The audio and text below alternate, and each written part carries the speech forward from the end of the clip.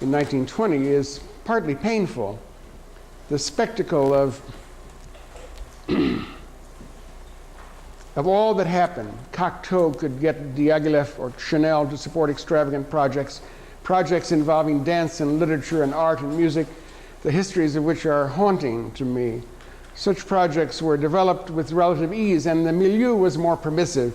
One could fail and yet succeed.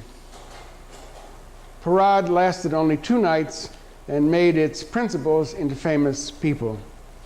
It was no golden age, and much of the glitter was false, as it often is. But the artists had self-respect.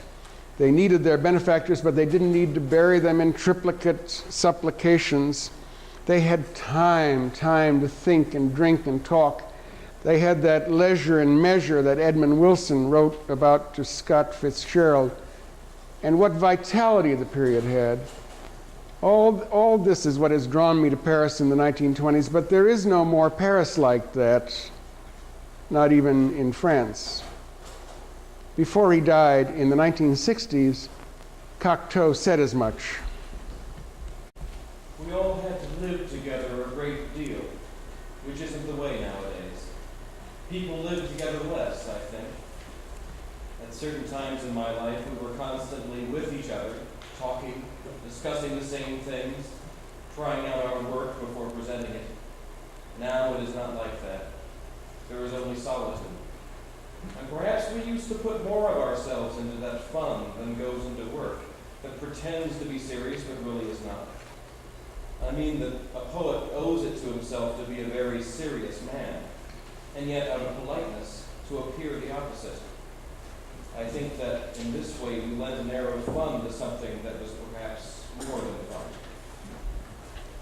In this lecture, I'm touching on controversial issues, dealing with touchy and awkward notions.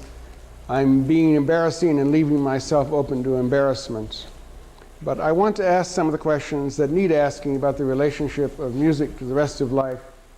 And you should bear in mind that I ask them as a composer, someone who is in the middle of notes and pen and paper, someone who composed this morning.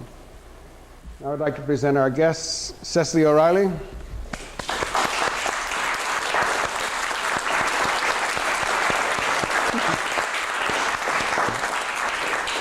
Mark Holman,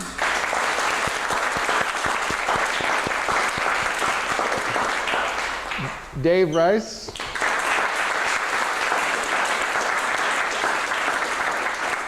and Carol Laverde.